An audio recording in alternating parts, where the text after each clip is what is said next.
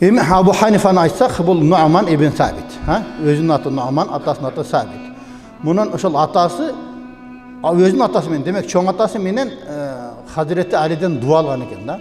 Мұның атасы, өзінің атасы, чоң атасы менен, чоң атасы эме менен Хазіреті Али менен мамилеси жакшы болгон экен. Хазіреті Алинин жанына барып ойнап жүргөндө, мұның урпактарынан бір алымдар чыксын деп батасын берген екен да. Мұның атасы ошондо не? Өзінің атасын ертіп барып тұрып, Хазіреті Алинен дуа алған екен да. Ошентен мұның баласы не болот? Абу Ханифа алым чыгып атат.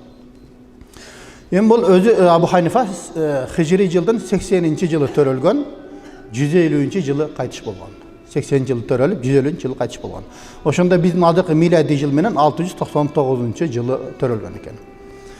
Эми бул 150-нчи жылы кайтыш болгондо ошол Куфа шаарында 6 жолу жаназа окулган экен.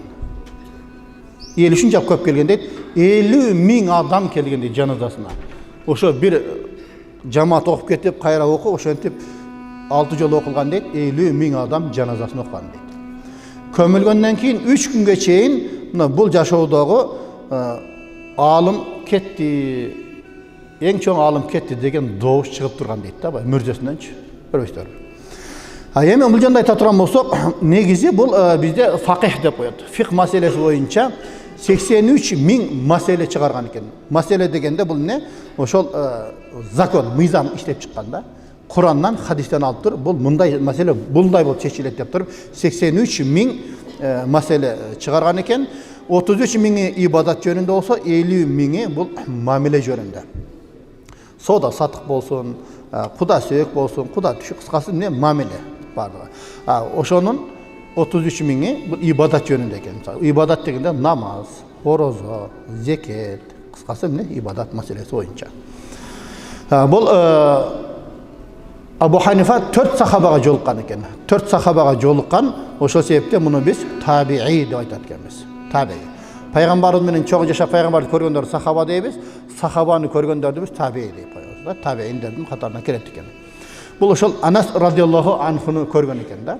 Анас радиаллаху анху ошол 100дөн ашык жашаган. 103 жаш деп айтылат, 120 жаш деп айтылат каза болгон. Ошол эменде Куфада сабак бергенде ошону барып бул көрүп сабак алган экен да, сүйлөшкөн экен. Айтат, мен Анас радиаллаху анхуну көрдүм, сакалынды айма кызыл кылып боёп алчу эле деген сөз бар экен да. Абу Ханифа Анас радиаллаху анхуга айткан. Куранды 7000 жолу хатым кылган экен. 7000 жолу Куранды хатым кылган экен. Ушунчалык бир чоң аалым болгон да. Анан кээ бир адашкандар айтат го, силер Абу Ханифаңар бул тигиндей мындай болгон 40 эле хадис билген деген сөздөрдү айтат го. Жок, андай эмес. Ал жөн бир жала да. Бул жерде Куранды толук жаттап, 7000 жолу хатым кылган экен Куранды. Өзү 55 жолу ажыга барган экен. 55 жолу ажыга барган экен. Ажыга барганда көптөгөн аалымдарды жолуккан да. Көптөгөн аалымдарга жолуккан. Ошо аалымдар менен ошол анча-мынча маселелерди сурап тактаган. Керек болсо ошондой бир айткан жери бар. Мен ошол жерде барып дейт, өзүм шунчалык Куфада бир аалым болгону менен Меккеде бай чач тараштан сабак алдым дейт да, баягы жердечи. Кантип десе, чач алдырайын десем, сен чач алдырганда кыбланы карап отур.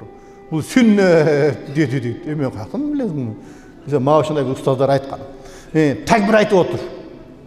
Мен чачымды алганда деп, мага сабак берип атат дейт, баягы үйрөттү дейт. Көрбөйсүңөр? Демек, мен өзүм Куфада алым болуп туруп, ошол жака чач тараштан мен сабак алдым дейт да, баягы жерде. Демек, бул чач алдырыш дагы бир ибадат. Кыбланы карап отур. Чач алдырганда такбир айтып отур деп туруп, мага дейт, ошол чач тараш сабак берди дейт. Карасаңыздар, демек, ошо 55 жолу ажыга барганда, ошол жерде керек болсо, ошол аалымдар менен илим талкуулап, жөнүгө чач тараштан дагы менен сабак алдым деген жери бар да. Эми бул дүйнөнүн чыныгы алымы кетти деген бул үндөр угулуп турган дедик. Эми фикх илими деген өзү эмне? Ошо фикх илимин жазган биринчи алым ошол Абу Ханифа болгон экен да. Фикх деген аят жана хадистер топтомунан келип чыккан мыйзам деген түшүнүк берет экен да. Фикх деген эмне десе, фикх деген фикх, аят хадистер топтомунан келип чыккан мыйзамды айтат экен. Эми Имам Азам өзү Хаммад деген устазынан 18 жыл сабак алган экен да. 18 жыл сабак алган экен. Эми ошо сабак алганда ушунчалык берешен экен, ошо устаздан сабак алганда элдерге дайыма жардам берет экен, соодагерчилик кылат экен. анан шәкірттерін дагы ушунчалык камсыз кылып турган экен да. Шәкірттерине дагы камсыз кылып турган экен. Мисалы, бұл өзі саудагерчилик өзі сүннет деп коет. Пайгамбар саудагерчилик кылган, Абу Бакр сауда кылган, Умар сауда кылган. Бирок жана халифа болгондон кийин саудагерчилик менен болуп, ошол өкмөттүн иши калып кетпесин деп, аларга айлык чыгарып койгондагын ошон менен алектенген да. Бирок мисалы Абу Ханифа дагы ошо саудагер болгон, өзү саудасын да аткарган, кийин башкаларды дагы ошого камсыз кылган.